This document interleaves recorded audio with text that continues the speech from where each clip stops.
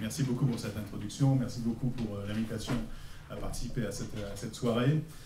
Déjà, je voudrais vous dire que je suis très content d'être avec vous ce soir. Il y a 6 mois, j'étais encore dans une prison de haute sécurité à Manhattan, avec des personnalités autour de moi qui étaient bien moins agréables que celles qui sont dans la salle ce soir, comme vous pouvez peut-être l'imaginer. Donc, mon histoire, peut-être commencer par ça, pour planter un peu le décor.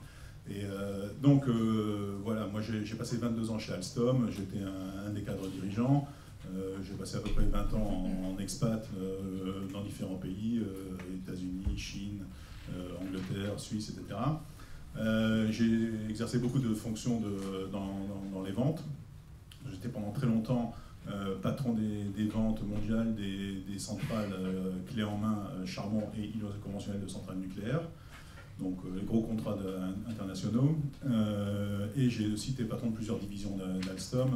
Le dernier poste que j'ai occupé, c'était effectivement patron de la division chaudière d'Alstom. Alors, pour vous mettre un peu le contexte en tête, Alstom, vous voyez ce que c'est? Ouais, à peu près, d'accord. Enfin, vous voyez ce que c'était, plutôt. Donc, 2 grandes divisions, les 3 grandes divisions, on va dire.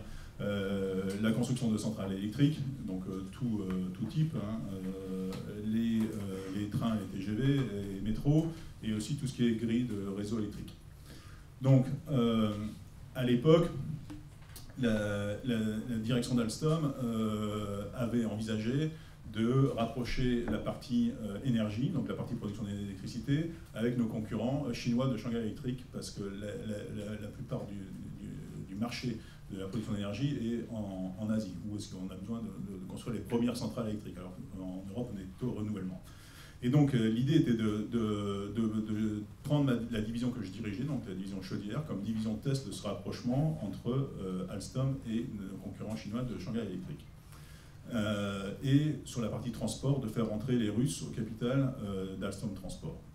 Donc cette stratégie de rapprochement de la partie énergie avec nos concurrents chinois n'a pas plu à nos concurrents américains, bien évidemment. Et donc, il faut savoir que les États-Unis se foutent complètement de la partie transport. Hein. Les trains, les TGV, c'est pas leur truc. Aux États-Unis, ils ont des bagnoles, donc c'est pas vraiment stratégique. Par contre, la production d'énergie, ils considèrent que c'est extrêmement stratégique.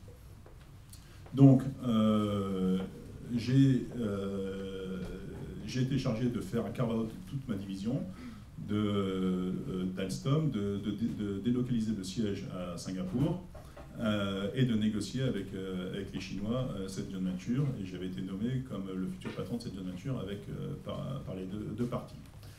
Je suis arrivé en août 2012 à Singapour, où j'ai mis le siège de cette division. En novembre 2012, j'ai été mis en examen par le Department of Justice aux États-Unis, 3 mois après être arrivé là-bas. Donc la réaction a été extrêmement rapide, sauf que je ne savais pas que j'étais mis en examen. D'accord, donc je continue à voyager tous les 3 mois aux États-Unis, parce que j'ai à peu près 700 personnes là-bas. Et lors d'un de mes voyages, en avril 2013, j'ai eu le comité d'accueil à la sortie de l'avion. Donc, lorsque l'avion est atterri à JFK, j'avais 5 personnes, dont des personnes du FBI, qui m'ont menotté, m'ont dit que j'étais mis en examen. Eux-mêmes ne savaient pas pourquoi ils m'arrêtaient. Ils m'ont simplement demandé d'aller les accompagner au bureau du procureur à Manhattan. Donc, alors, ce qu'il faut comprendre, c'est que dans les procédures américaines, si vous êtes français, ils ne vont pas vous dire que vous êtes mis en examen, d'accord? Parce qu'ils considèrent qu'en tant que Français, la France n'extradant pas ses ressortissants, vous avez un risque de ne pas de vous réfugier en France, entre guillemets, et si vous êtes réfugié en France, les Américains ne peuvent pas venir vous rechercher, à condition que vous restez en France le reste de votre vie. D'accord. Si vous mettez un pied en Belgique ou en Allemagne, les autorités allemandes ou belges vont vous arrêter et vous mettre dans un avion direction les États-Unis. Donc, lorsque vous êtes français, la plupart des Français qui sont mis en examen dans des cas un peu politiquement exposés ne le savent pas. Tout est gardé sous scellé. Dans les procédures américaines, c'est possible. C'est possible de mettre en examen des personnes sans les avertir.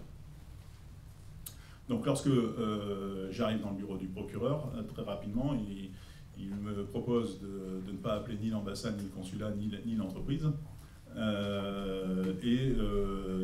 fait, me propose de jouer la taupe à l'intérieur de la boîte. Alors, le but étant, non pas d'arrêter Pierucci, mais d'arrêter le patron de l'entreprise, parce qu'il considère que le patron de l'entreprise n'a pas coopéré depuis plus de 3 ans que Alstom était sous enquête pour différents faits de corruption dans plusieurs pays.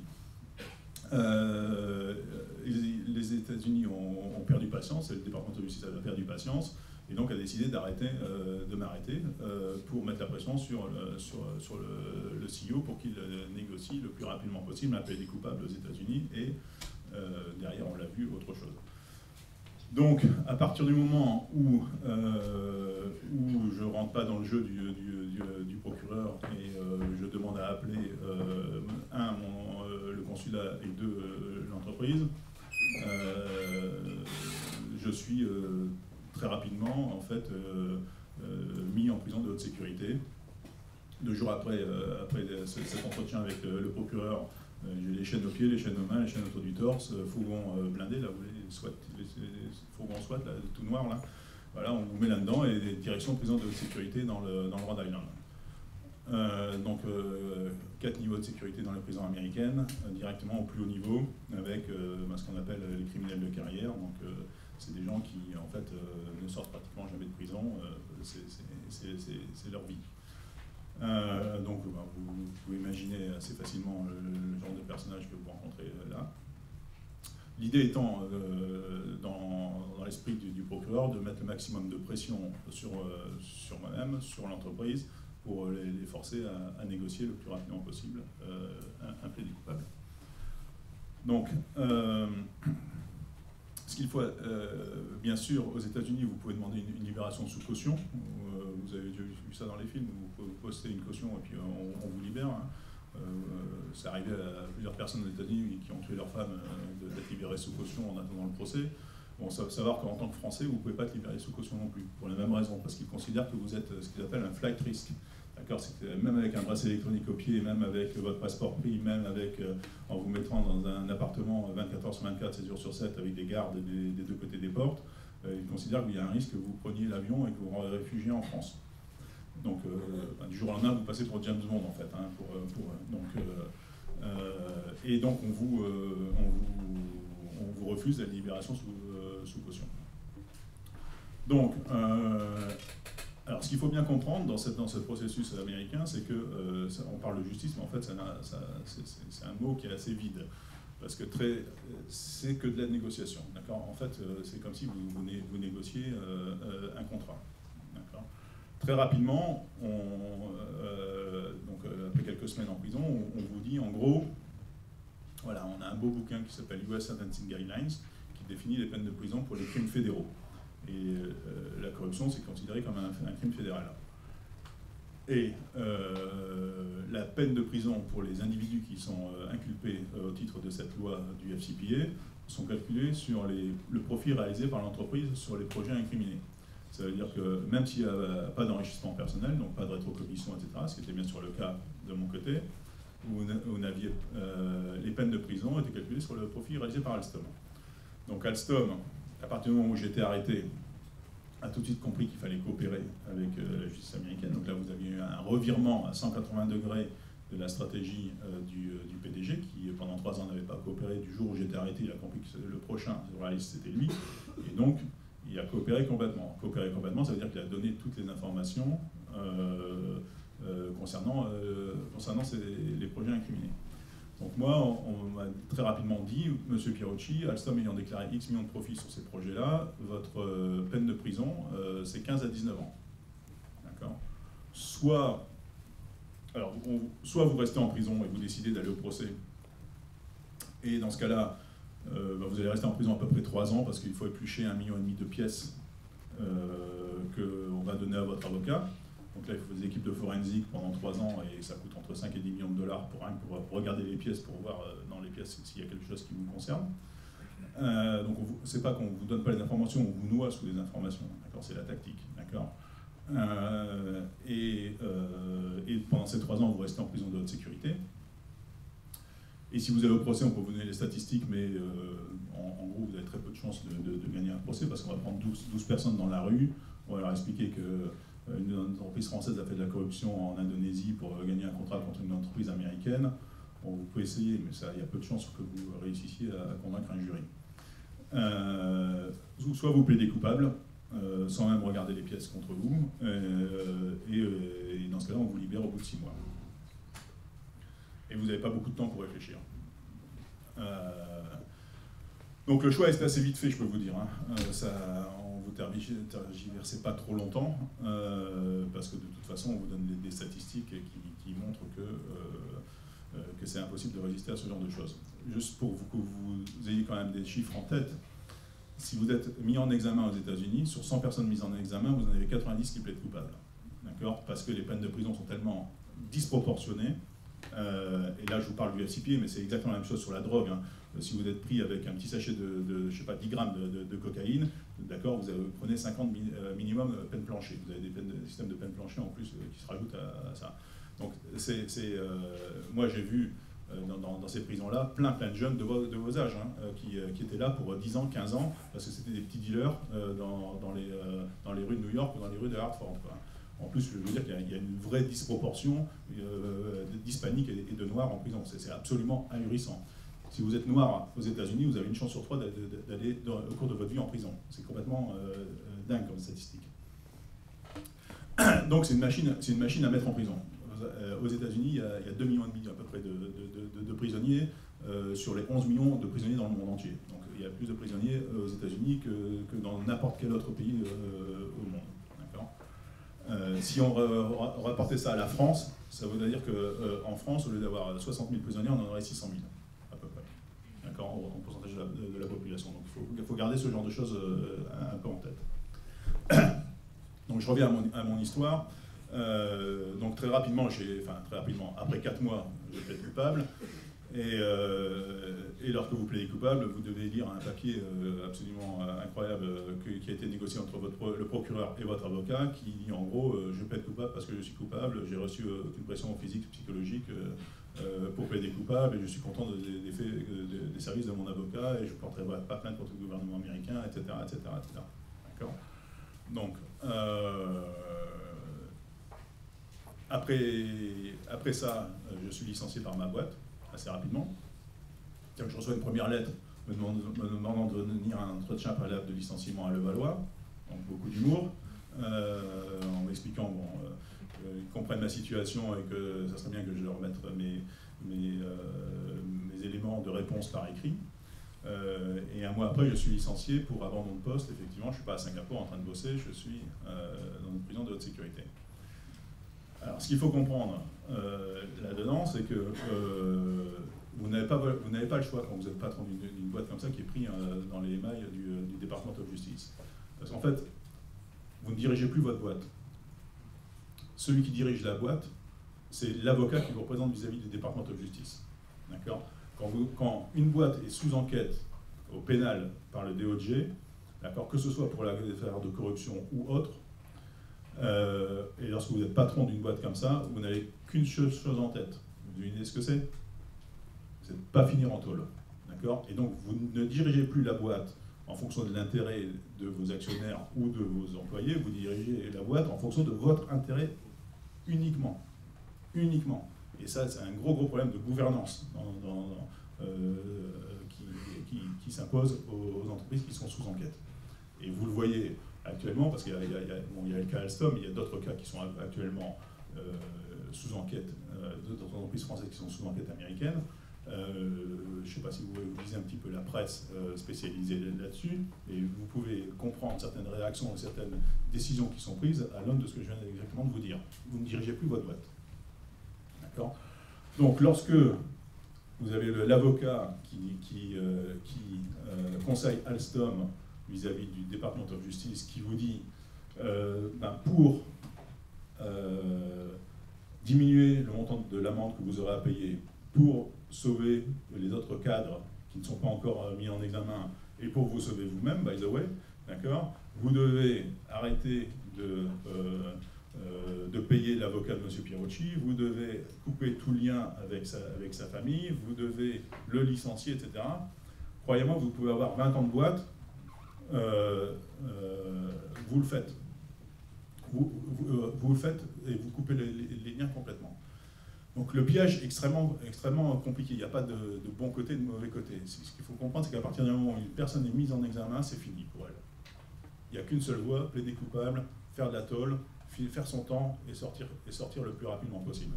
Et pour l'entreprise, il n'y a qu'une seule voie, c'est la même chose, c'est plaider coupable, essayer de diminuer le coût de l'amende et essayer de préserver au maximum les intérêts des employés qui ne sont pas encore arrêtés. D'accord. Donc, alors mon cas est un peu particulier parce que je devais sortir au bout de 6 mois et ils m'ont pas laissé sortir au bout de 6 mois. D'accord. Pourquoi ils ne me laissent pas sortir au bout de 6 mois? Parce que vient se greffer le rachat d'Alstom Power par General Electric.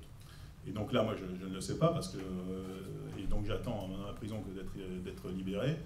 Et en fait, derrière tout ça se trame l'histoire du rachat, qui a été la porte de sortie qu'a trouvé le patron pour entre guillemets, se sauver lui-même, d'accord, de cette affaire. Donc, au bout de 12 mois dans cette prison de haute sécurité, alors prison de haute sécurité aux États-Unis, ça veut dire dortoir commun, donc c'est un peu une salle comme ça, vous êtes 54 dans une salle comme ça, et vous dormez avec la lumière 24 heures sur 24, 7 jours sur 7, avec des bonhommes que vous pouvez imaginer. Il y a pas mal de drames dans cette prison, hein, parce qu'il y a beaucoup de jeunes qui se suicident lorsqu'ils vous avez 20 ans et vous devez passer 15 ans en tôle, c'est quand même dur à supporter pour beaucoup de gens. Bref, c'est compliqué. Donc, après 1 an, j'entends à la télé que effectivement Alstom est en train d'être racheté, enfin la partie Power est en train d'être rachetée par General Electric. Donc moi, je comprends tout de suite le lien. Alors, je dois rendre hommage à un seul homme politique à l'époque qui a compris le lien, c'est Montebourg, qui a tout de suite fait le lien entre la procédure judiciaire aux États-Unis et la proposition de rachat d'Alstom. À l'époque, il essayait de contacter mon épouse. Moi, je dis à mon épouse, écoute, surtout, tu parles pas parce que je suis en tôle et je ne sais pas combien de temps je vais rester en tôle. Et il peut m'arriver beaucoup de choses, etc. Donc, on ne peut pas parler. Bref, après, je ne sais plus si vous vous souvenez de cette histoire-là, il amène Siemens pour essayer de faire une contre-offre, etc. Finalement, le gouvernement français, en juin 2014, décide que c'est General Electric qui rachète la partie Power d'Alstom et non pas Siemens. Et donc les Américains me libèrent à la semaine où le gouvernement français prend cette décision. Sauf que c'est pas fini. Pendant 3 ans ensuite, je reviens en France, sans être jugé. Aux États-Unis, c'est un système à fusil à 2 coups, d'accord. Soit vous plaidez coupable, vous êtes jugé coupable lors d'un procès, et ensuite 3 mois après, normalement, on vous donne votre peine, d'accord. Moi, pendant plus de 3 ans et demi, 4 ans, ils n'ont pas voulu me donner ma peine. Pourquoi? Parce qu'ils ne voulaient pas que je fasse ce que je fais aujourd'hui, raconter l'histoire. Alors raconter l'histoire en 2019, ça a un intérêt, mais ça aurait eu beaucoup plus d'intérêt de l'avoir raconté en 2013-2014, pendant que tout cela était encore, il y avait encore des décisions importantes à prendre. Donc là, ça a très bien marché, parce que pendant 3 ans, j'ai vécu avec cette épée de Damoclès sur la tête, ils n'ont pas voulu me juger. Et j'avais toujours un risque de passer 10 ans en prison. D'accord. Donc après 3 ans, j'ai un peu perdu patience et j'ai demandé à ce que je sois finalement jugé. Mon avocat me dit, il n'y a absolument aucun problème, tu devais passer 6 mois, tu en as passé 14, en plus en prison de haute sécurité. Donc on va aller à ce qu'ils appellent le sentencing. Tu prends ton billet de retour le lendemain. Et la juge va simplement dire ce qu'ils appellent time served, donc ce que les 14 mois sont suffisants. Sauf que lorsque j'y vais, en septembre 2017, la juge, que je n'ai jamais vue en 50 procédures, hein, ce qu'il faut bien comprendre, c'est tout ça, c'est qu'on n'a pas, ici on a l'idée que lorsqu'on est mis en examen, on a un juge d'instruction, etc., etc. Aux États-Unis, tout ça n'existe pas, d'accord. C'est qu'une négociation entre un avocat et un procureur. À la juge, vous ne le voyez jamais. En 5 ans et demi de procédure, je n'ai jamais vu de juge. J'ai vu pour la première fois le jour de mon sentencing, ce qu'ils appellent, le jour où il prononce votre peine. Et ça dure une demi-heure, c'est tout.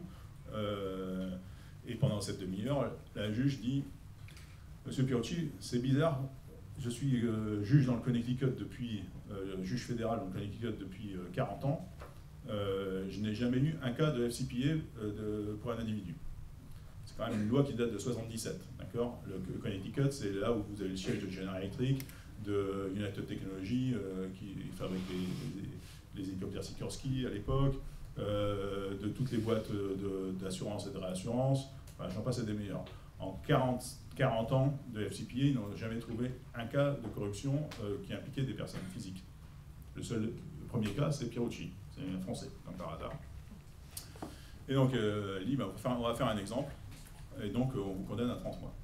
Donc ça veut dire que je retourne aux États-Unis pour 1 an de plus de prison. D'accord? Donc ce que j'ai fait, donc ça fait un peu bizarre parce que vous retournez sans bagage, sans rien du tout, les mains dans les poches, vous vous présentez à la porte de la prison et vous savez que vous êtes là pour 1 an. On a essayé d'être transféré, j'ai essayé d'être transféré, les États-Unis ont refusé que je sois transféré en France. Pour finir, ils ont accepté 1 mois avant la fin de ma peine, donc c'était absolument ridicule. Donc, et je suis revenu en France en septembre. Voilà un peu l'histoire en gros. D'accord. Bon, ce qu'il faut comprendre derrière tout ça, c'est... alors le FCPA c'est une loi, mais vous avez plein de lois extraterritoriales américaines. D'accord. Vous avez la loi sur le contrôle des exportations, sur les embargos, vous avez le Cloud Act. Vous avez entendu parler du Cloud Act là, tous? Ouais. Bon. Voilà. Tout ça a été théorisé il y a très longtemps. Et l'idée, c'est voilà, ça coûte beaucoup moins cher de faire la guerre par le droit que de faire la guerre par les armes. D'accord? Et donc, ce FCPA qui date de 77, ce qu'il faut bien comprendre, c'est que c'est une loi qui n'a pas été utilisée pendant près de 25 ans. En France, on n'a pas criminalisé non plus la corruption. D'accord? Les entreprises françaises, jusqu'en 2000, allaient déclarer leur pot de vin à Bercy et c'était déductible des impôts. D'accord? Parce que dans beaucoup de pays, tout le monde est d'accord pour dire qu'on ne veut pas avoir des élus corrompus, mais tout le monde se fout, ou à peu près tout le monde se fout, qu'une entreprise nationale fasse de la corruption à l'étranger, tant que ça peut rapporter des emplois au pays, etc. Ça n'a pas ému beaucoup de monde pendant très très longtemps qu'une boîte française fasse de la corruption aux 4 coins de la planète pour gagner des contrats qui bénéficient à l'industrie française. Et tous les pays réagissent à peu près de la même façon. Donc tous les pays ont été extrêmement hypocrites sur le sujet de la lutte contre la corruption.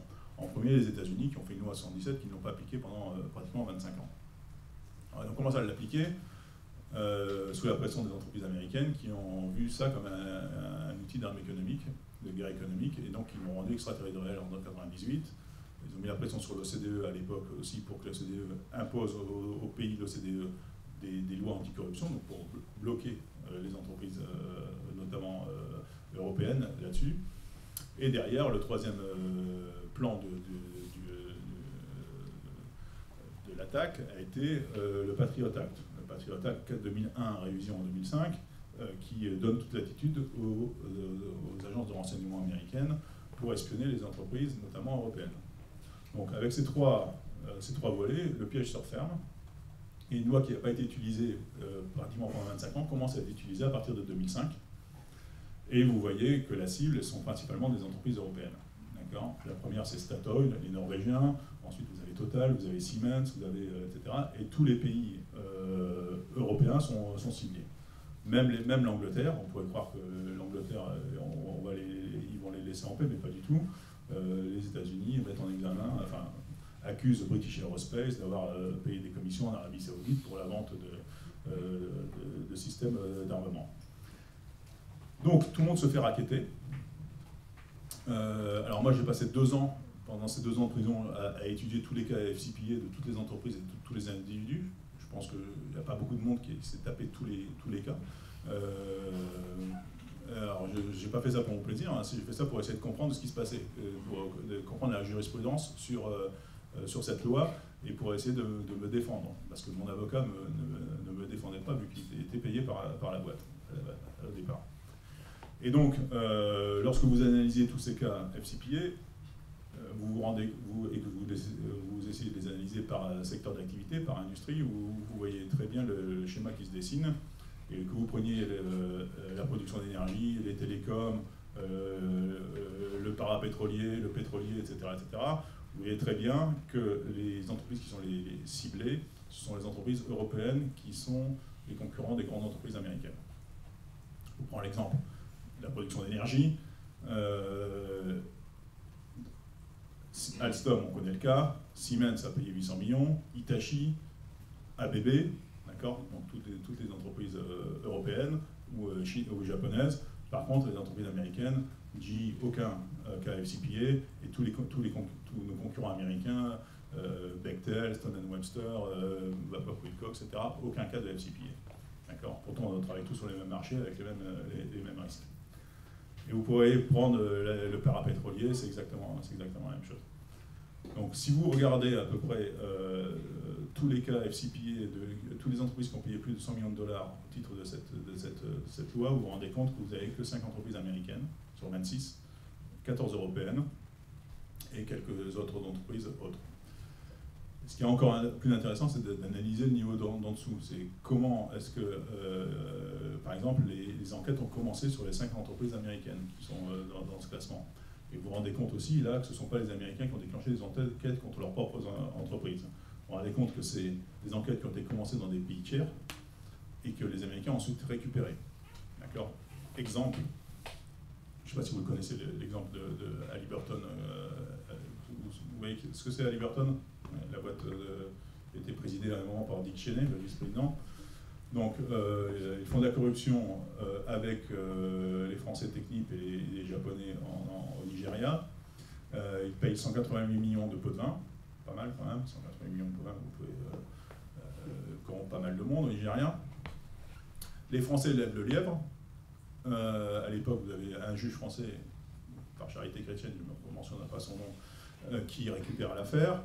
Et ensuite, quand les Américains voient que Halliburton, via sa filiale, a été impliqué dans des affaires de corruption et que les Français ont levé le lièvre, ils demandent à ce que les Français se dessaisissent de cette affaire.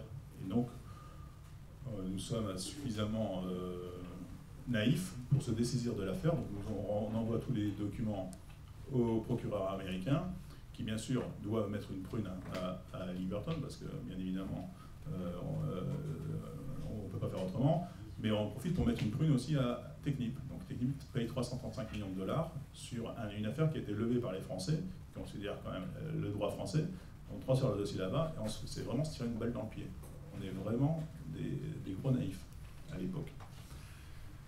Je peux vous raconter plein d'histoires comme ça, mais il y a plein. Ce qu'il faut bien comprendre, c'est que pendant très longtemps, on n'a pas pris conscience de ce genre de problème. On parle d'intelligence économique, etc. Ce qu'il faut savoir, c'est qu'aux États-Unis, ils sont tous coordonnés, d'accord, entre le département de justice, la Maison-Blanche, les grandes entreprises, les agences de renseignement, etc. Ils sont extrêmement coordonnés et ils ciblent des secteurs d'activité bien donnés. Vous vous souvenez tous de l'affaire Prism? Vous dites quelque chose? Vous avez quand même étudié ça, je suppose. Bon. C'est quoi? C'est juste la coopération entre la NSA et 100 entreprises américaines, Google, etc., pour espionner les entreprises européennes. Je vous rappelle que lorsque ça a été dévoilé, il y avait un sous-segment du projet PRISM qui ciblait principalement les entreprises françaises, d'accord, et que les entreprises françaises qui négociaient des contrats de plus de 200 millions de dollars étaient sous monitoring de la NSA, donc ça veut dire tous les contrats d'Airbus, d'Alstom, etc., étaient sous contrôle. Donc extrêmement coordonnés. Alors, les Américains, bien sûr, ont plein de moyens pour lever les lièvres dans ce type d'affaires. Donc, bien sûr, comme je dis, ils récupèrent des cas levés par des autorités judiciaires étrangères. Les agents du FBI sont comme vous et moi, ils ne sont pas plus intelligents que vous et moi. Ils lisent les journaux tous les matins comme vous et moi, et ils vont voir un article dans Mediapart ou dans le Canard enchaîné qui dit qu'une boîte française a fait de la corruption en Roumanie. Ils vont appeler la boîte, ils vont vous dire, ben voilà, on a lu dans le Canard enchaîné, enfin, ils ne vont pas le dire vraiment comme ça, mais à peine que vous avez fait de la corruption en Roumanie. Comme vous êtes un groupe qui négociait des contrats en dollars, etc., vous êtes sous juridiction américaine, donc venez nous expliquer ce que vous avez fait en Roumanie. By the way, comme vous avez fait des trucs en Roumanie, vous avez certainement fait des choses dans le reste du monde, donc vous allez faire une enquête interne à votre entreprise. Donc, vous allez vous-même payer un cabinet d'avocat qui va faire du forensique pendant 1 an, 2 ans, et qui va éplucher tous vos comptes. D'accord, pour voir où est-ce que vous avez fait de la corruption, quel contrat vous avez gagné, avec qui, quel intermédiaire, quel profit vous avez réalisé sur les contrats. Et quand vous aurez fait votre propre enquête interne qui va vous coûter des dizaines de millions de dollars, vous revenez nous voir avec un beau rapport en dénonçant les personnes chez vous qui ont fait des actes de corruption. D'accord, donc vous devez auto-dénoncer vos propres employés. Vous devez bien sûr dire quel contrat vous avez gagné, quelle marge vous avez fait sur ces contrats-là, et on va vous dire combien vous nous devez. C'est ça. Le département de justice, c'est ça. C'est comme ça qu'il fonctionne. Et donc là, vous avez 2 solutions. Soit vous dites oui, monsieur, on va faire ça, d'accord, et en espérant que vous allez avoir une amende la plus basse possible, ou vous résistez. Et quand vous résistez, c'est le cas Alstom, et dans ce cas-là, ils arrêtent quelqu'un et ils mettent la pression de ce style-là.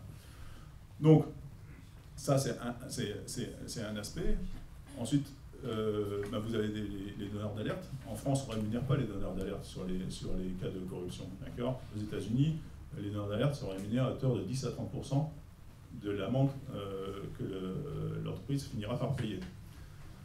10 à 30%, je vais vous donner un chiffre. Par exemple, la personne qui a été donneur d'alerte sur l'affaire UBS aux États-Unis, donc c'est pas la corruption, mais c'est la fraude fiscale, a pris un chèque de 104 millions de dollars de l'IRS. 104 millions de dollars, ça vaut le coup d'être donneur d'alerte quand même. D'accord, donc si je suis donneur d'alerte en France sur le fait de corruption, en gros, qu'est-ce que je fais? Je prends un billet d'avion pour Washington et je vais expliquer ce qui se passe dans la boîte française aux Américains et je vais toucher un chèque. En France, je vais simplement avoir les remerciements de Bercy et encore. Et Pôle emploi. Et Pôle emploi derrière. Ce qu'il faut comprendre, je ne sais pas si on vous explique ça aussi dans votre master, mais il y a des boîtes maintenant qui font les intermédiaires. C'est-à-dire vous êtes donneur d'alerte en France, vous allez être démarché par des cabinets d'avocats américains qui vont aller à la pêche dans les boîtes françaises et autres, qui vont ensuite vous packager votre dossier vis-à-vis de la SEC, du DOJ ou de l'IRS, et qui va se prendre simplement un pourcentage sur ce que vous allez gagner. Donc ça, vous avez de plus en plus, ça c'est un sport national qui est très profitable pour certains cabinets d'avocats, dont certains sont dirigés ou co-dirigés par des anciens de la CIA. Je pourrais pas en nommer quelques-uns, mais c'est pas compliqué à trouver, d'accord. Et ces cabinets d'avocats, font leur marché sur le territoire européen, et ça marche très très bien. Ça marche très très bien. Donc, dans beaucoup de boîtes françaises, vous pouvez avoir, c'est pas vous pouvez avoir, vous avez des tops, et vous avez des donneurs d'alerte qui vont, au lieu d'aller dénoncer ça à Paris, vont aller dénoncer ça aux États-Unis.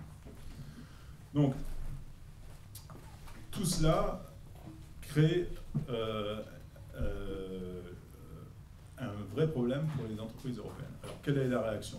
Pour l'instant, la réaction a été extrêmement timide. Et c'est pour ça que je suis très content de faire ce genre de conférence devant un parterre de jeunes, parce que c'est vous qui allez changer les choses.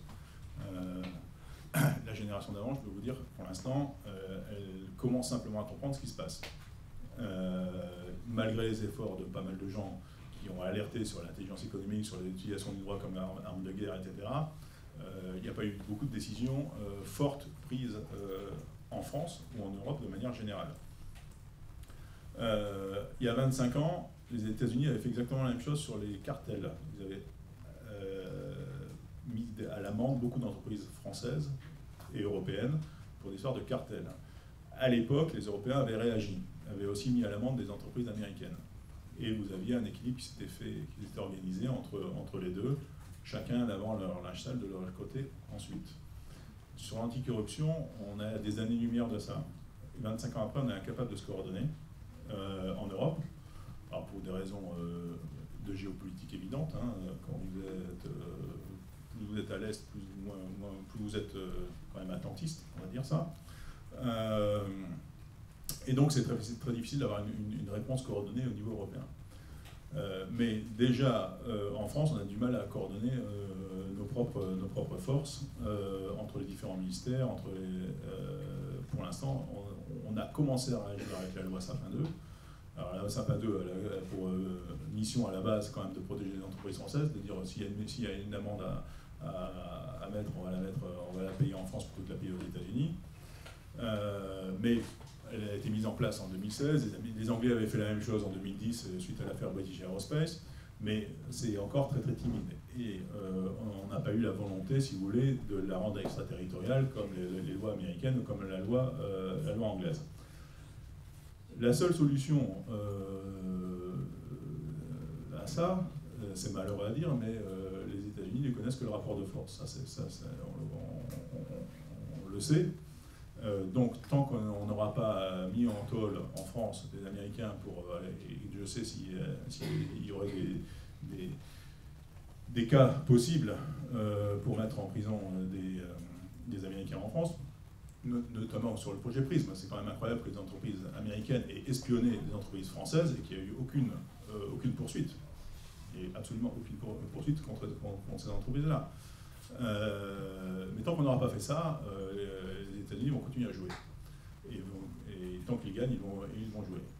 Tant qu'on n'aura pas mis des grosses amendes aux entreprises américaines pour les mêmes faits, ça va continuer de la même manière. Alors les Allemands, on ne peut pas trop compter sur eux pour réagir là-dessus, non plus, pour d'autres raisons.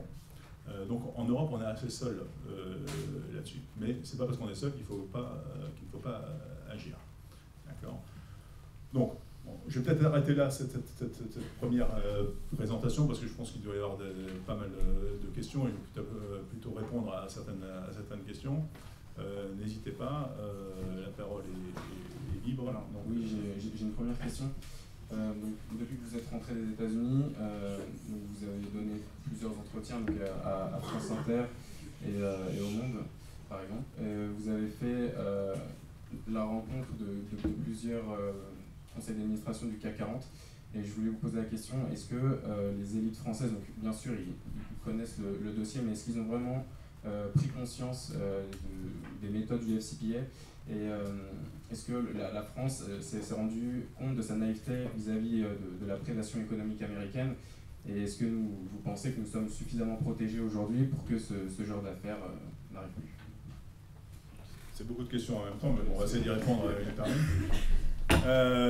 prise de conscience dans les entreprises françaises, oui, je pense que l'affaire Alstom a été quand même un grand déclencheur de la prise de conscience parce que pendant longtemps, vous avez accusé un peu de complotiste là-dessus, mais je pense que depuis, en tout cas, une bonne année, il y a beaucoup de choses qui se sont passées. Et là, ce que je raconte là, maintenant, je pense que tout le monde a pris conscience du problème. En tout cas, beaucoup de gens ont pris conscience du problème. À la fois dans les entreprises, au niveau du gouvernement, peut-être. Pas sûr, pas gagné. Il y a un énorme chantier à mettre en place, ne serait-ce que pour coordonner nos services de renseignement économique. Pour l'instant, il faut bien dire ce qui est, nos services de renseignement travaillent sur l'antiterrorisme, point barre. Aux États-Unis, il y a encore à peu près 50-50 entre l'antiterrorisme et le renseignement économique. En Europe, on est très loin. Donc sur cette partie-là, mais je suis assez optimiste parce que je pense qu'il y a quand même de plus en plus de réactions de ce côté-là. Maintenant, il faut être proactif, quoi. Il ne faut pas pleurer, quoi. Il ne faut pas se plaindre.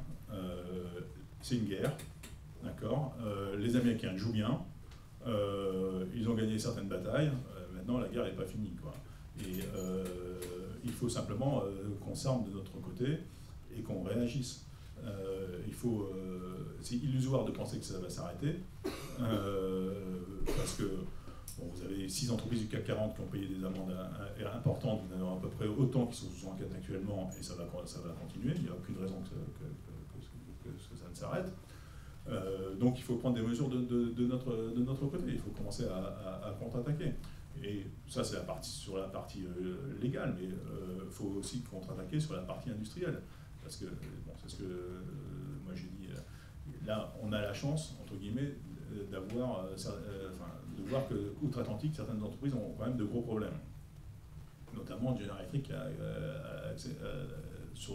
cause de beaucoup de choses. Mais il faut qu'on anticipe ça, il faut qu'on puisse récupérer les parties stratégiques qu'on a perdues à l'époque, et notamment la partie qui est la maintenance de nos centrales nucléaires, qui est quand même clé. Si cette industrie-là n'est pas une industrie souveraine, je me demande ce qui est une industrie souveraine.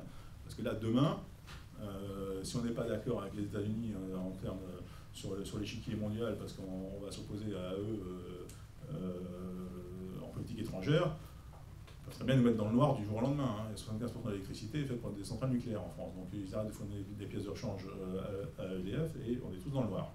D'accord, c'est pas la théorie. Dès que GE a racheté Alstom, pendant quelques jours, ils ont menacé EDF d'arrêter de fournir des pièces de rechange parce qu'ils n'étaient plus d'accord sur les niveaux de prix. D'accord.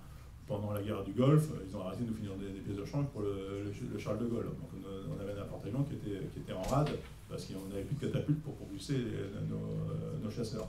Donc l'utilisation du droit comme arme économique est factuelle. Il y a des impacts directs tous les jours.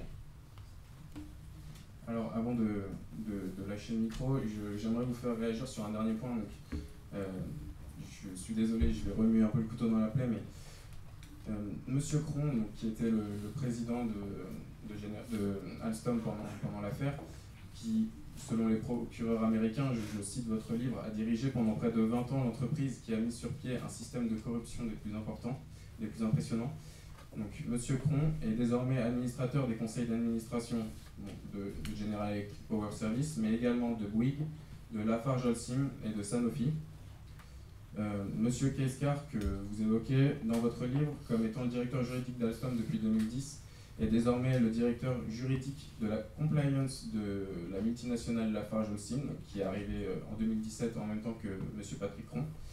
Et Henri Poupart-Lafarge, que vous décrivez comme le bras droit de Patrick Cron pendant de nombreuses années, a pris donc la place de Patrick Cron et est maintenant le directeur de ce qu'il reste d'Alstom. D'un point de vue novice, cela peut interpeller. Et comment expliquez-vous que le monde économique français continue de leur faire confiance et n'a-t-on pas tiré des leçons de cette terrible affaire? Merci. Tant mieux pour eux. Non, mais tant mieux pour eux. Moi, je souhaite à personne d'aller en prison. Franchement, je souhaite à personne. On a des conseils d'administration quand même extrêmement incestueux en France. D'accord. Oui, enfin, je vois peut-être un autre terme, mais oui, voilà, on va dire ça. Consanguin, voilà, consanguin, merci. Et généralement l'inceste. Voilà, bon, ok, voilà. C'est quand même. Je vais prendre un parallèle. Lorsqu'il y a eu l'affaire Siemens, qui est exactement la même chose que l'affaire Alstom, d'accord. Heinrich von Pirrer, qui était le patron quand même emblématique de Siemens, qui était quand même un calibre, en termes de patron industriel, c'était un des meilleurs. A été poursuivi par sa propre entreprise pour mauvaise gestion, d'accord, et a dû rembourser 5 millions d'euros à Siemens pour que Siemens arrête ses poursuites, d'accord, parce que Siemens avait été pris dans l'affaire de corruption et Siemens avait dû payer 800 millions de dollars d'amende au département de justice. Donc là, c'est la façon dont les Allemands ont traité ça. Nous, la façon dont on a traité ça en France, on a filé un chèque à M. Cron de 4 millions d'euros pour ce bon service rendu, d'accord, d'avoir vendu le groupe et d'avoir payé 772 millions d'amende au département de la justice. Donc vous dites qu'il y a un problème avec les conseils d'administration quand même en France. Il y a un gros problème. D'accord. Ceci dit, il ne faut pas se tromper d'ennemi, quoi. Au bout du compte, moi je ne suis pas pour la division en France. Je pense qu'il faut qu'on soit tous les plus solidaires possibles pour avoir une réaction. Parce que il ne faut pas tomber dans le piège des divisions en France et que l'affaire Alstom devienne un règlement de compte entre nous. Parce que là, ils auront vraiment gagné. D'accord. Si on passe tout notre temps à polémiquer sur ce qu'est devenu Cron, ce qu'est devenu machin, ce qu'est devenu bidule, etc., et qu'on va s'user en guéguerre interne. D'accord. L'important pour moi, c'est d'avoir le plus le rassemblement le plus large possible de cette prise de conscience pour pouvoir avoir une réaction. Et pour avoir une réaction ensemble contre les États-Unis. Parce que demain, ce qui se passe là, les Chinois comprennent très très vite ce qui se passe. D'accord ? Vous savez que les premiers à acheter les droits de mon livre, c'était les Chinois. Le lendemain de l'apparition en français. Le lendemain, ils ont acheté les droits, parce que pour eux, c'est bien de montrer qu'il y a quelqu'un qui est non chinois qui dénonce ce que font les États-Unis. Et ils comprennent très très vite ce qui va se passer. Demain, on va se trouver avec FCPA à la chinoise. Vous pouvez être sûr. D'accord ? Et ils vont la rendre extraterritoriale. Comme ils ne sont pas via les routes de la soie, etc., ils vont les rendre extraterritoriales. Ils vont décréter peut-être comme les Anglais, qu'à partir du moment où vous avez une filiale en Chine, tout le groupe est sous loi chinoise. Donc là, on va être vraiment pris en étau entre la Chine et les États-Unis. D'accord ? Et qu'est-ce qu'on va faire ? Qu'allons-nous faire ? Donc, moi, je ne suis pas trop pour polémiquer sur ces guerres internes. Voilà, je pense qu'il faut vraiment qu'on réagisse de manière unie.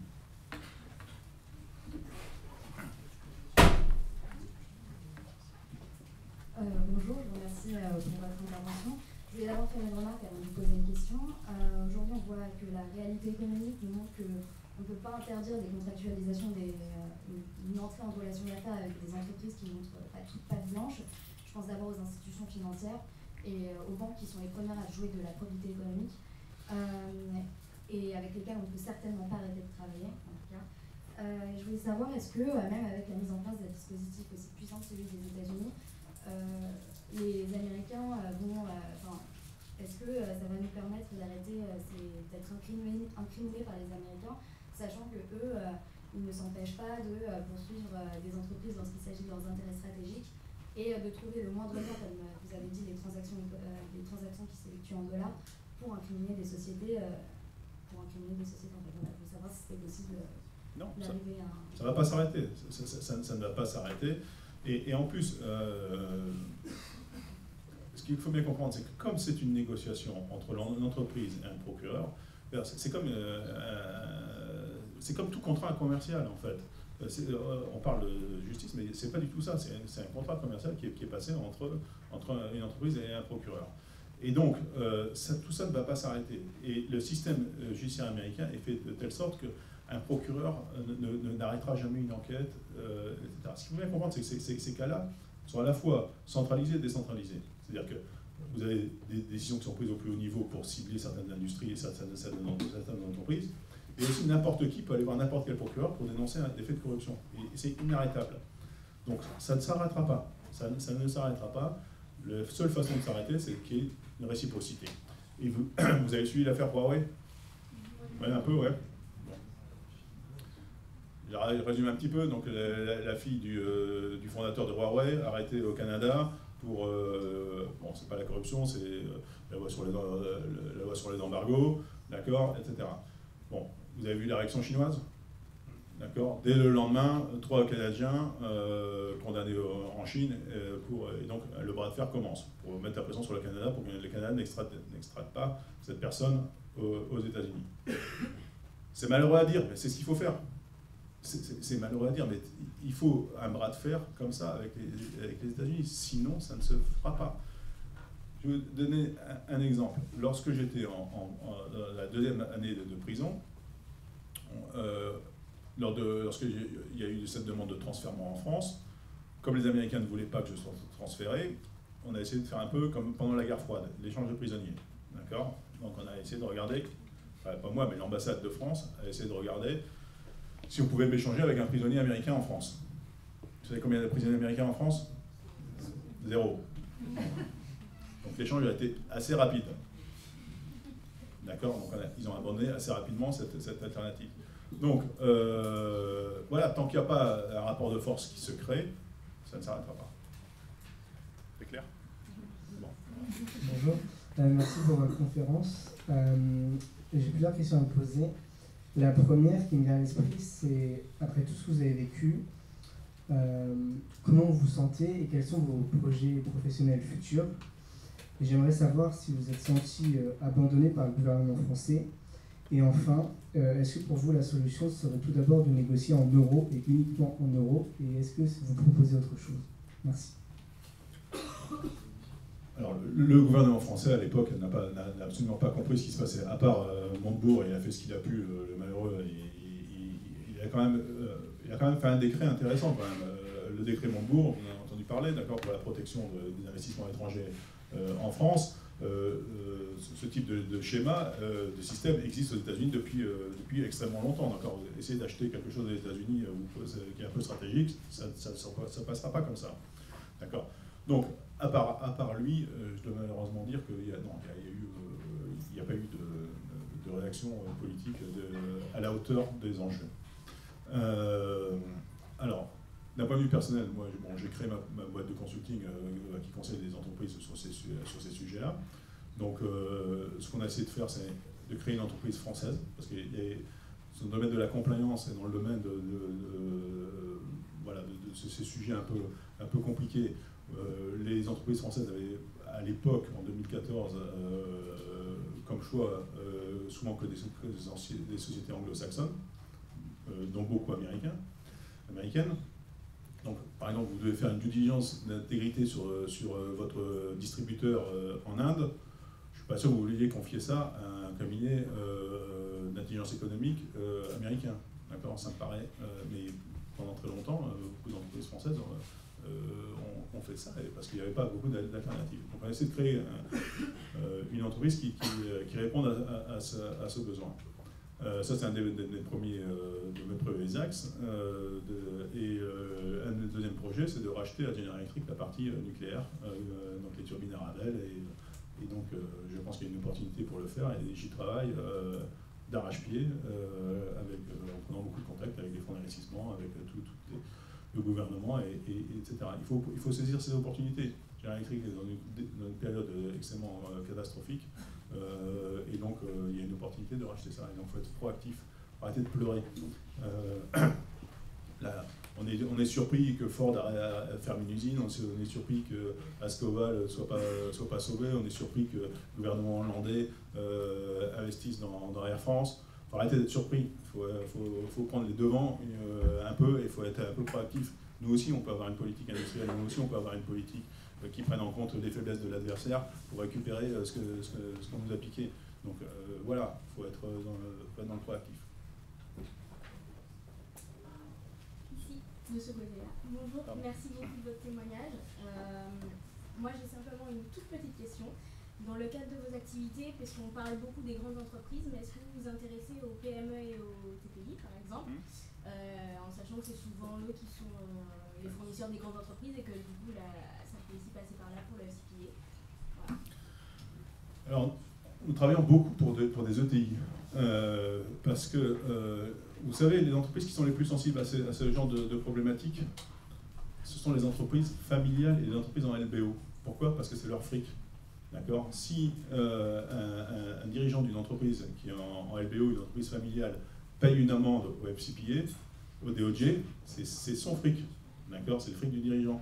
D'accord. Lorsque vous êtes M. Kron, vous payez une amende de 712 millions d'euros d'amende de dollars au DOJ, ça vous fait mal. Vous avez un peu mal à la tête ce jour-là. Vous avez peut-être un peu vos actionnaires qui gueulent un petit peu. Vous avez peut-être un peu votre femme qui dit mais qu'est-ce que tu as foutu avec l'argent, etc. Mais au bout du compte, c'est pas votre fric. Hein. C'est pas son fric. Et ça, c'est une grosse différence. Et ça, c'est là où il y a un gros problème de gouvernance quand vous êtes soumis à ces lois-là. D'accord. C'est que vous avez des gens qui négocient des amendes extraordinaires, pas forcément avec l'intérêt de l'actionnaire en tête. D'accord. Et ça a été le cas dans le cas d'Alstom. Bonjour, merci beaucoup pour vos explications. Moi, j'aimerais juste revenir sur le premier volet de l'affaire Alstom, qui, donc avant le rachat par General Electric, c'était l'accusation de corruption et de pots de vin versés notamment à l'Indonésie, l'Égypte, etc. Vous avez à plusieurs reprises évoqué le clivage qui existait entre l'Europe, en tout cas la France, et les États-Unis par rapport au FCPA et tout. Mais ces mécanismes de corruption généralisée ont été avoués par la suite par certains cadres, je pense notamment à Pierre Laporte. Et du coup, ma question c'est pourquoi, au lieu de se positionner en tant que victime du FCPA, on n'essaie pas d'abord de lutter contre ces mécanismes de corruption au sein de nos firmes nationales en fait. Voilà, merci beaucoup. Mais vous avez tout à fait raison. L'un des gros problèmes, et ça a été un des arguments des États-Unis, c'est de dire vous ne faites pas le ménage dans vos entreprises. Vous avez une loi anticorruption qui date de 2000, de la Convention de l'OCDE. En 15 ans, il n'y a eu aucune condamnation définitive d'entreprise française pour corruption d'agents publics. Donc si vous ne faites pas le ménage chez vous, on va faire le ménage pour vous.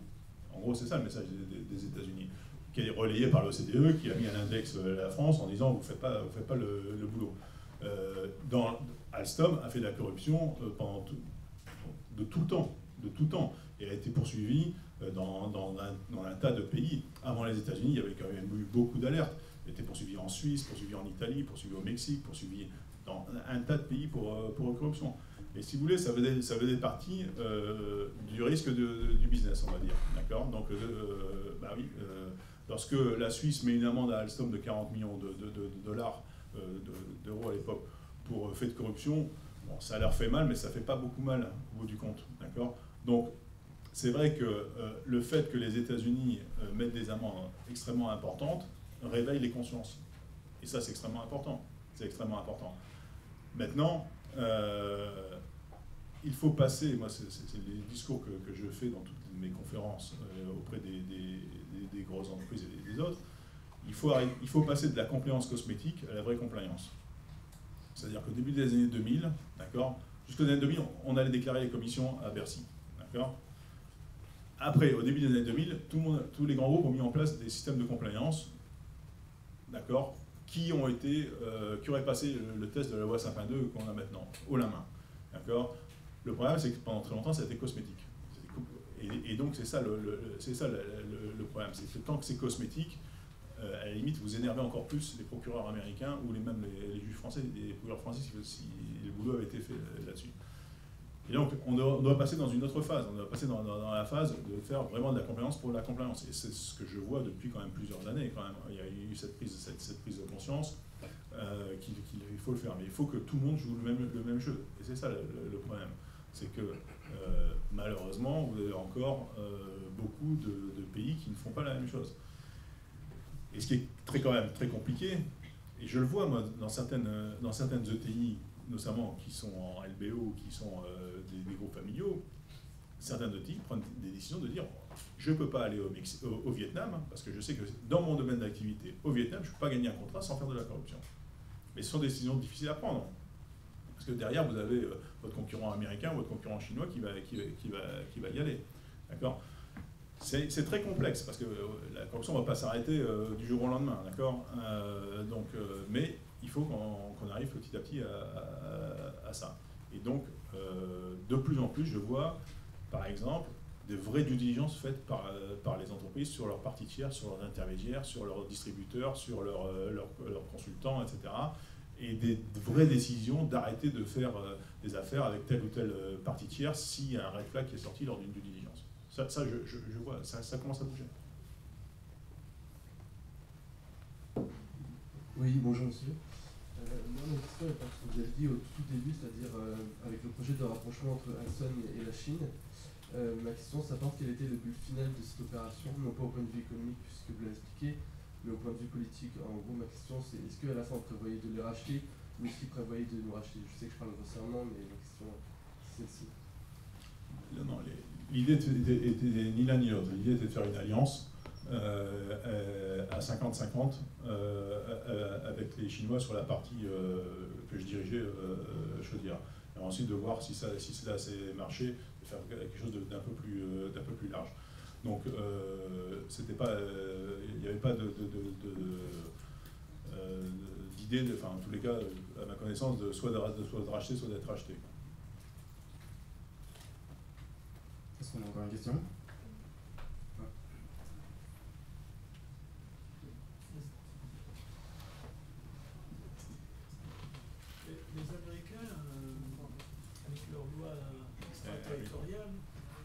Les Américains, avec leur loi extraterritoriale, ils peuvent impacter toutes ces entreprises parce qu'elles font du business en dollars.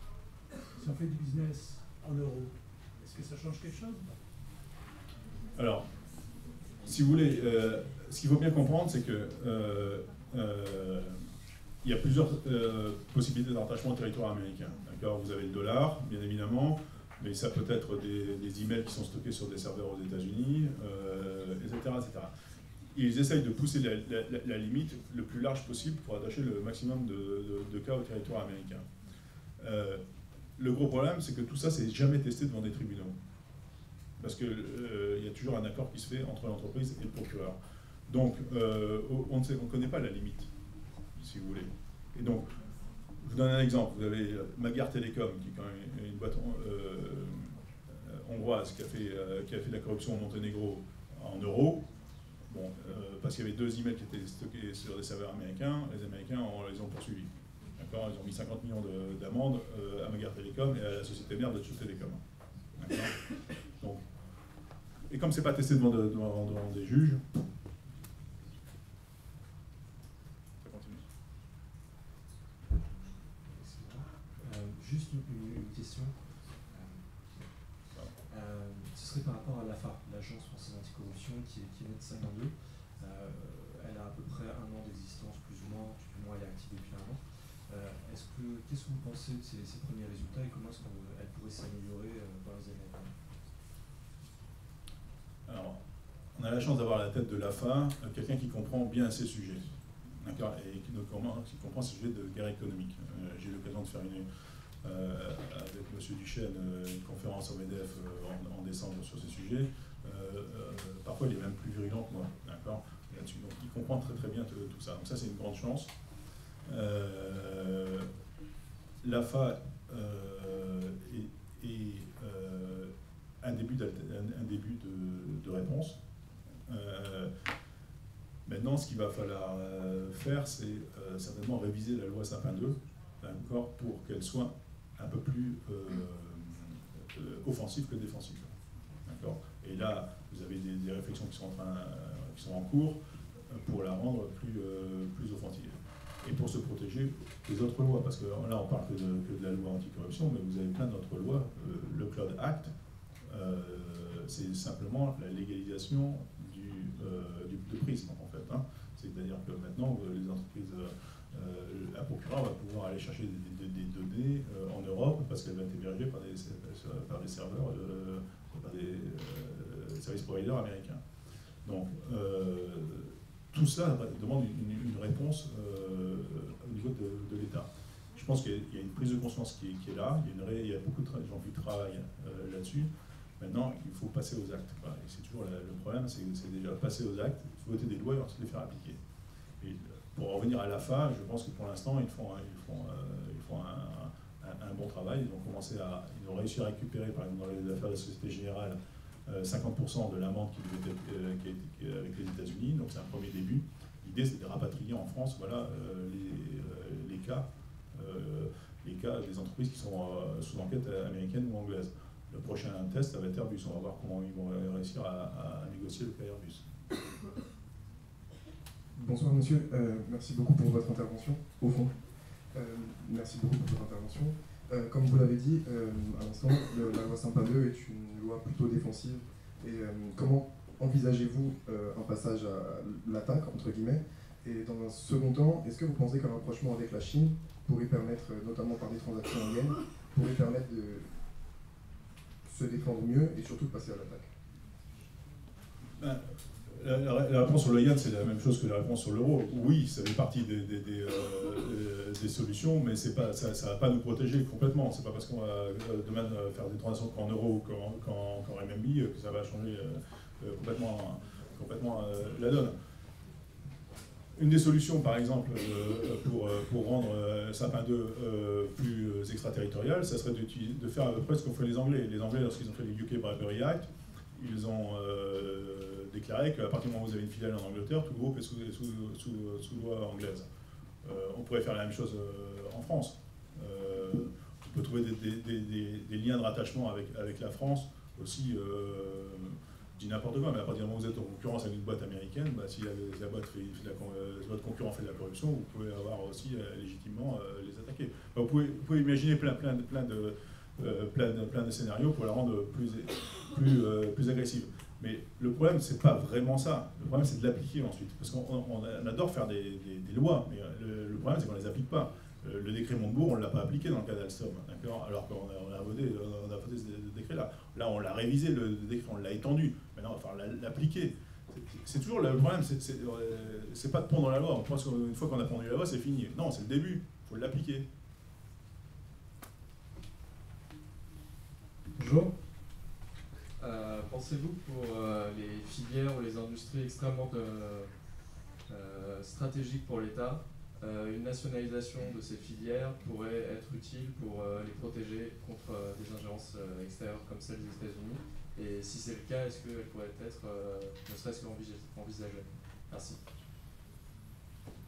Alors, je pense que sans aller jusqu'à la nationalisation, il y a des mécanismes qui peuvent être mis en place pour s'assurer que les intérêts de la nation sont préservés dans les entreprises stratégiques. Vous avez le système des golden shares, etc., qui ne nécessite pas forcément une privatisation complète. L'un des soucis en France, c'est par exemple, comme on n'a pas de retraite par capitalisation, on n'a pas vraiment de fonds de pension qui peuvent investir dans les grands groupes français. Donc, si vous regardez les fonds de private equity en France, par rapport aux fonds de private equity anglo-saxons, on est des nains. Donc, il faut une réponse concertée entre le privé et l'État là-dedans. Mais je pense qu'il y a des industries, effectivement, qui doivent être absolument préservées, dans lesquelles l'État a un rôle important à jouer. Je vous parlais tout à l'heure de la maintenance de nos centrales nucléaires. C'est un business profitable. On ne parle pas d'un canard boiteux qui perd de l'argent, etc. Donc, entre guillemets, il n'y a pas besoin de subsides de l'État, etc. Par contre, il y a besoin que l'État ait un regard sur qui fait la maintenance de nos centrales nucléaires. Ça me paraît suffisamment important. Donc, il y a tout un tas de mécanismes qui peuvent être mis en place pour préserver les intérêts souverains de l'État dans un certain nombre de domaines qui peuvent être l'énergie, les télécoms, enfin, on peut les nommer. Mais encore faut-il qu'il y ait un consensus sur ce qu'on appelle une entreprise stratégique, ce qui est loin d'être le cas pour l'instant. Bonsoir monsieur, merci pour votre venue.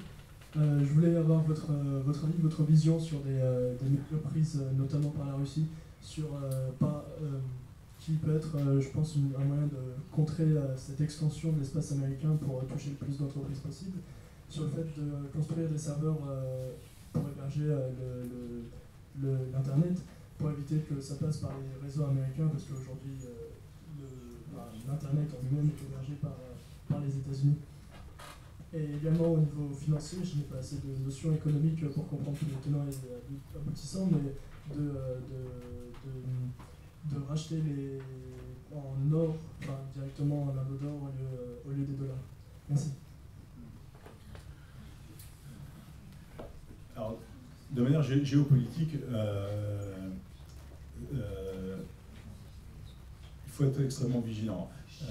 Pour l'instant, on voit la guerre commerciale entre la Chine et les États-Unis. On ne peut pas dire que la Russie ce soit un empire. La Russie, c'est un allié historique de l'Europe. Et je pense que de manière générale, on aurait tout intérêt à se rapprocher et alors, il faut faire bien sûr attention à nos intérêts, mais on a tout intérêt à créer une Europe forte qui va de l'Atlantique à l'Oural, pour reprendre une expression bien connue, et pour s'opposer aux deux forces qui vont nous prendre en étau, qui sont en train de nous prendre en étau, qui sont en train de nous dépecer. Mais bon, ça ferait sauter beaucoup de barrières. Ça pourrait faire sauter beaucoup de barrières, parce que pour l'instant, c'est très facile de nous diviser en Europe.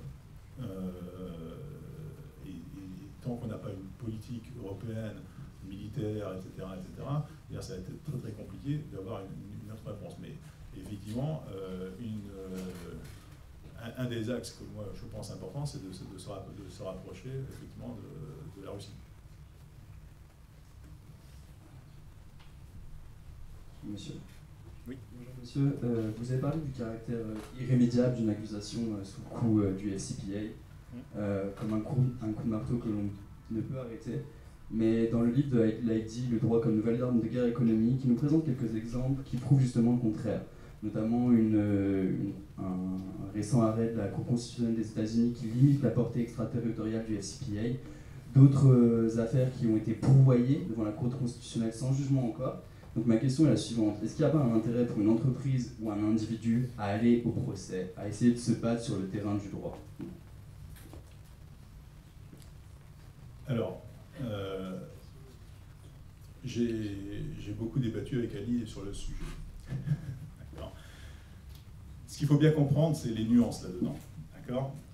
Ce que je dis, et c'est pas du tout en contradiction avec ce que dit Ali, c'est qu'à partir du moment où une personne est mise en examen, d'accord, une personne mise en examen, au bout du compte, elle doit finir par plaider coupable, dans la plupart du temps. D'accord. Lorsque vous n'êtes pas encore mis en examen, vous êtes sous suspect, on va dire, d'accord, les procureurs américains peuvent vous proposer de faire ce qu'ils appellent un non-prosecution agreement ou un accord d'immunité, d'accord, pour vous utiliser dans la boîte pour faire la taupe ou pour dénoncer les faits de l'entreprise. Par exemple, dans le cas Alstom, vous avez des personnes qui ont eu cet accord d'immunité, notamment les agents commerciaux que Alstom avait utilisés sur le cas de l'Indonésie. Un des agents a négocié avec le procureur un accord d'immunité, mais ça c'est avant qu'il ne soit mis en examen, donc c'est pas contradictoire. D'accord. Ensuite, le deuxième exemple, c'est pas de limitation de l'extraterritorialité américaine, c'est pas vrai. D'accord. Ce qui s'est passé, c'est le cas Hoskins, que je connais bien, parce que c'est quand même mon co-défendant dans l'affaire Alstom. Juste pour ne pas vous embêter trop longtemps sur les technicités de la chose, mais aux États-Unis, vous pouvez être poursuivi sous plusieurs motifs. Soit pour être complice, soit pour être agent d'accord, d'une entreprise américaine.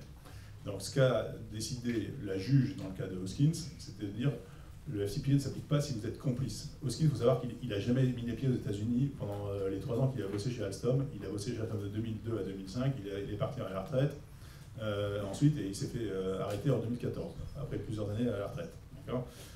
Et donc, ce que la juge du Connecticut a décidé, c'est de dire que l'aspect complicité ne peut pas être utilisé dans le cas d'Hoskins, qui a été confirmé par le Second Circuit, les cours d'appel du Second Circuit des États-Unis. Sauf que le DOJ n'a pas voulu porter le dossier à la Cour suprême, justement pour ne pas avoir une jurisprudence qui s'applique à tous les États des États-Unis. Donc pour limiter l'impact de cette décision au Second Circuit, d'accord, ils ont laissé faire, d'accord, en disant bah voilà, c'est une juge qui est mal lunée et une cour d'appel qui est mal lunée qui a pris cette mauvaise décision, d'accord. Mais ça n'empêche pas que le même individu est toujours poursuivi en tant qu'agent d'une entreprise américaine, d'accord, et où là il n'y a pas eu de décision du tout ni de la juge ni de personne. C'est clair? Non, c'est pas clair, si. Bon.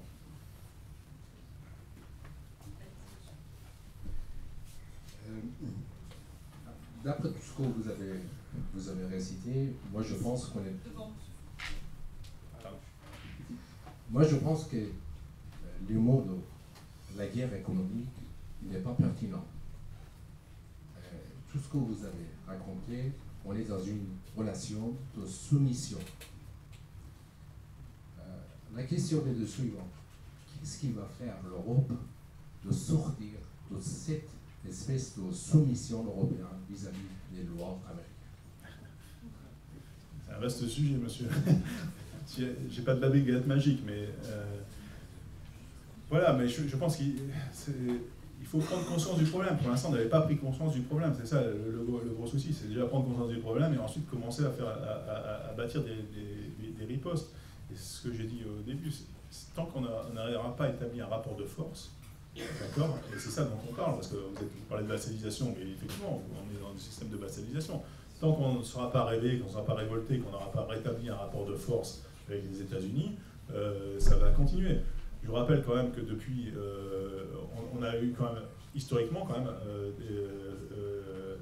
fait des actes pour répondre à ça. Pasqua avait quand même expulsé pas mal d'espions de l'ambassade américaine ici. Chirac avait quand même, enfin avec Villepin, fait son discours à l'ONU, etc. Donc à l'époque, on avait quand même des personnages qui osaient s'opposer à cette vassalisation. Malheureusement, depuis quelque temps, que ce soit droite ou gauche, on n'est pas du tout dans cette optique-là. Donc il faut un réveil. Et je pense que ça commence. Je pense qu'on commence à prendre conscience parce que des cas comme Alstom font réfléchir les personnes. Quand on perd notre souveraineté industrielle quand même sur nos centrales nucléaires, ça fait quand même réagir dans les chaumières un petit peu. Est-ce qu'il y a une dernière question? Non? Ah, si, madame.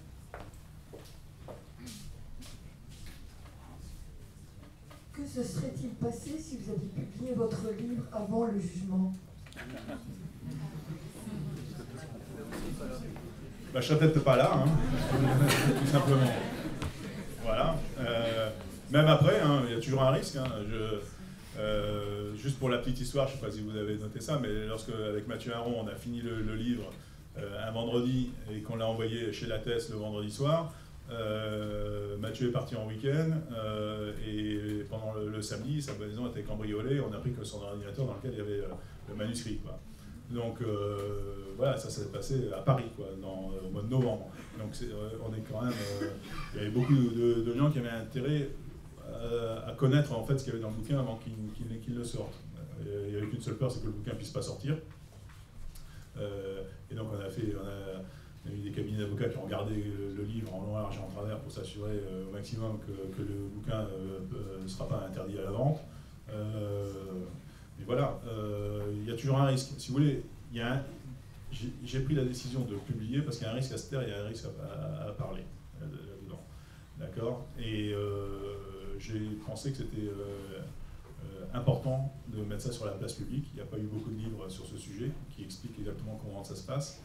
Et donc, ça a aidé à la prise de conscience. Et je pense qu'il y a eu un énorme écho médiatique autour du livre au moment de la sortie. Il y a quand même eu 3 pages dans Le Monde, la matinale de France Inter, etc. Et pour un sujet de guerre économique, c'était pas gagné quand même.